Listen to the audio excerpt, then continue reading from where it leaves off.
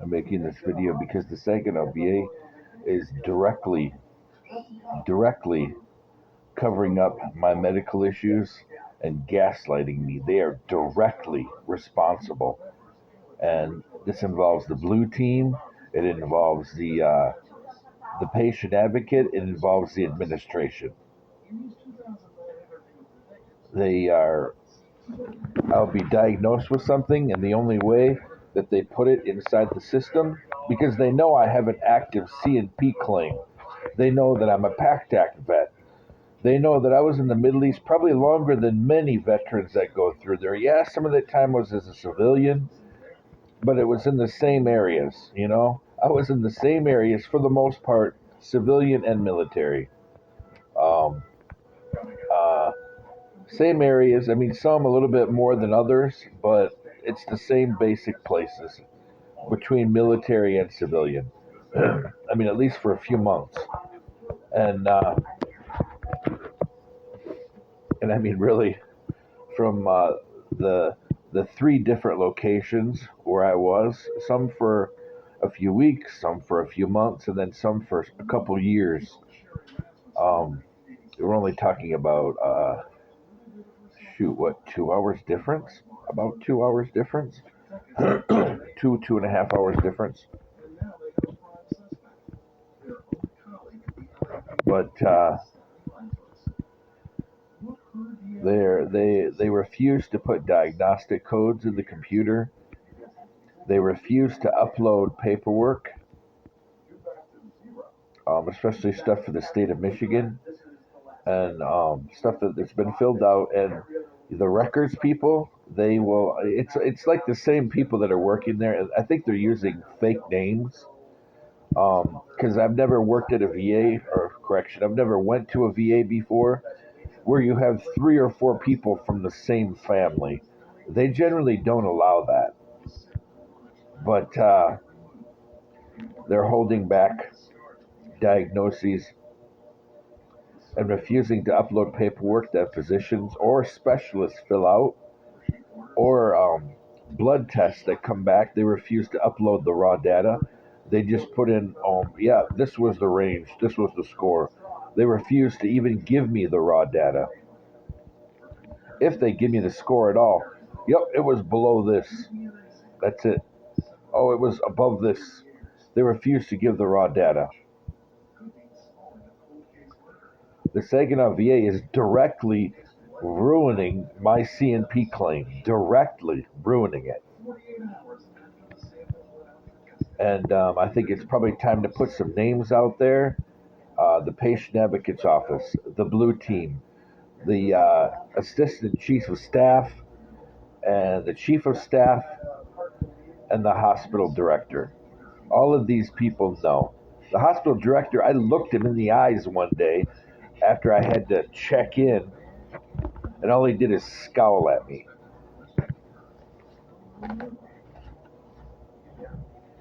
These people are directly responsible, at least with the VA side, of keeping my family captive and keeping my health, instead of improving, is declining. And I will pray whether it's time to put names out there. But I mean, in reality, it doesn't matter anyway, because from what I see, people change. Uh, they borrow other people's badges, as far as the names, like the not uniform, but the vests they sometimes wear. No, not a vest, like a lab coat, I guess. Yeah, I guess it would be a lab coat. The vest thing, that's at other stores. But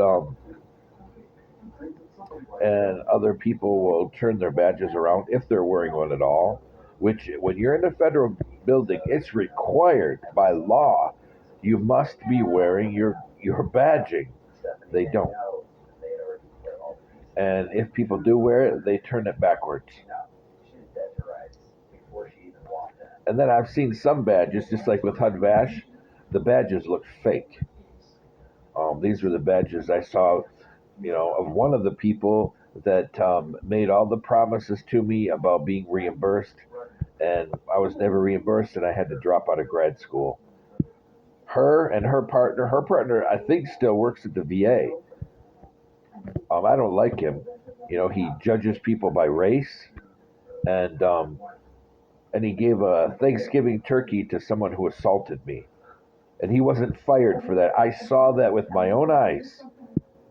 He gave it to one of his veterans, and the next morning, those veterans and his wife walked it across the street and gave the turkey to the man that physically assaulted me.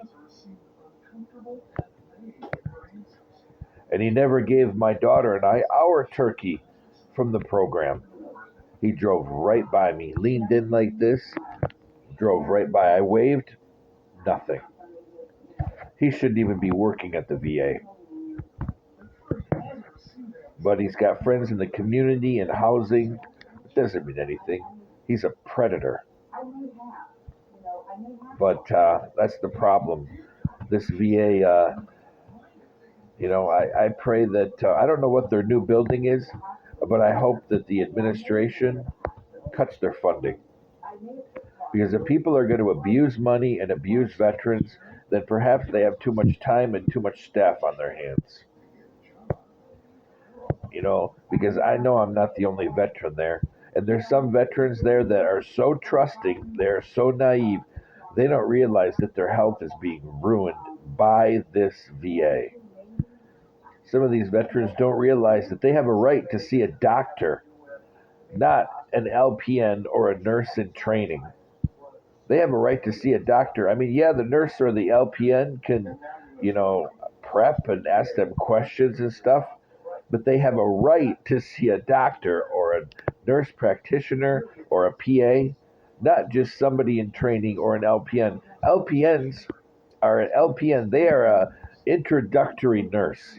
They are not a medical care provider. Same thing with the CNA.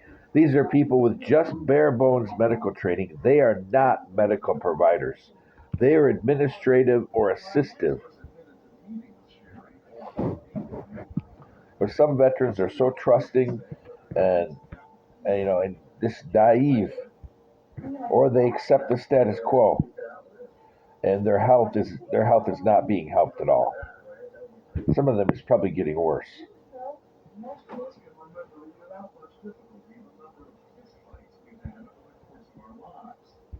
But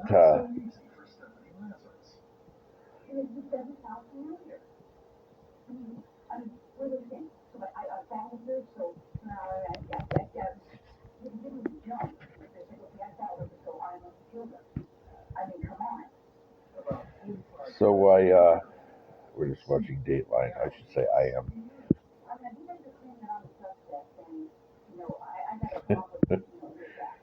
It's funny. My youngest, she didn't grow up in the Philippines, but yet she's like any Filipino kid in many ways. It makes me laugh. But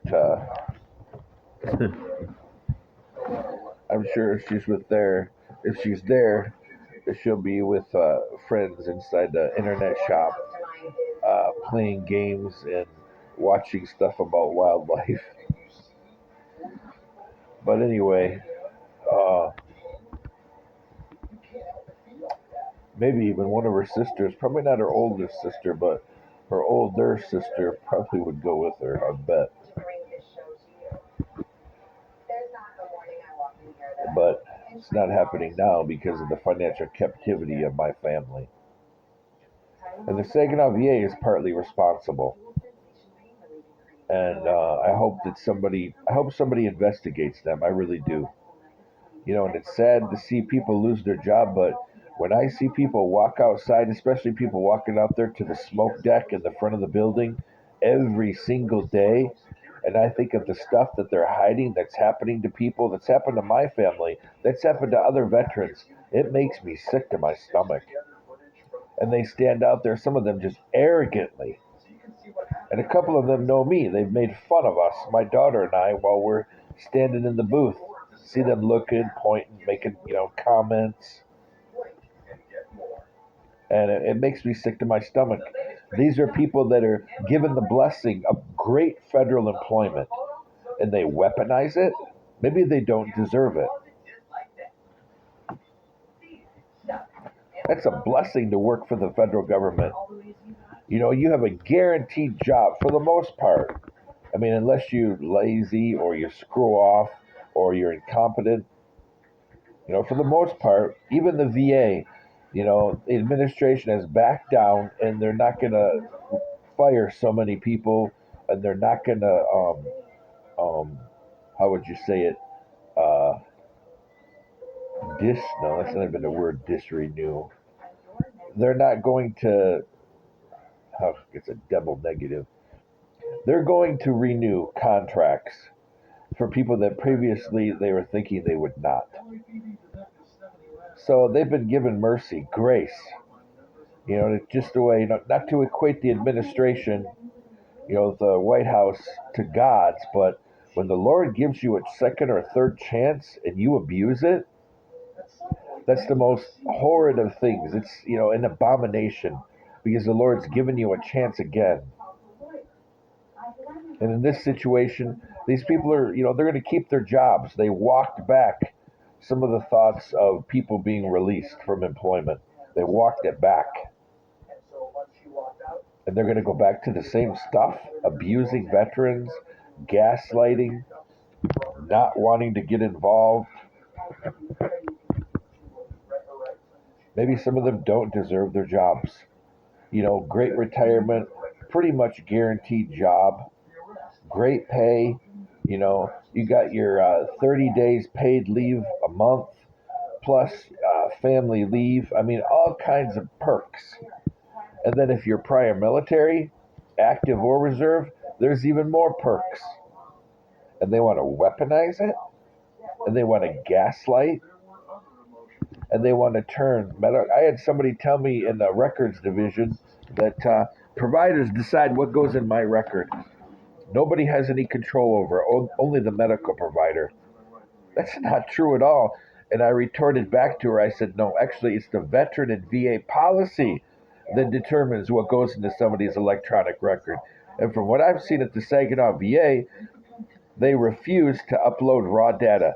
If you get a blood test or, example, an EMG, which is when they hook you up to a computer that measures nerve impulses,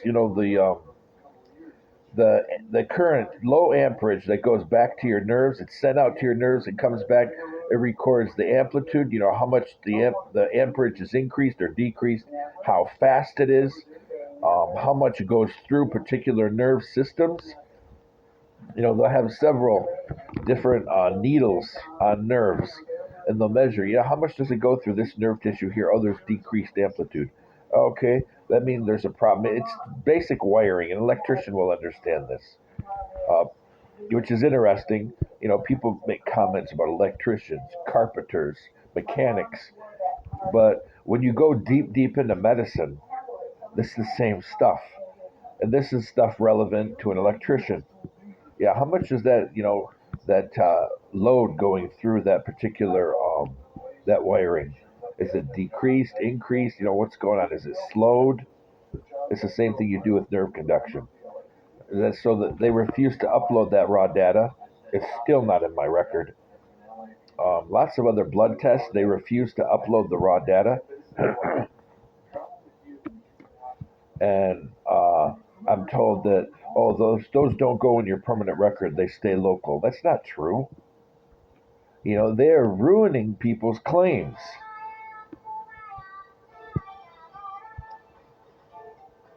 It's not the first instance of targeting of my family, but it's continuing. Our targeting continues. We're still in financial captivity. And I'm being ignored by my providers when I'm saying, hey, you filled out this paperwork. Hey, I was diagnosed with this and this. Why isn't it put in the system? Because some of this stuff I've been diagnosed with, it means that my claim should be rated, and it's not. I'm being messed with. And if they're doing it to me, I'm not the only one.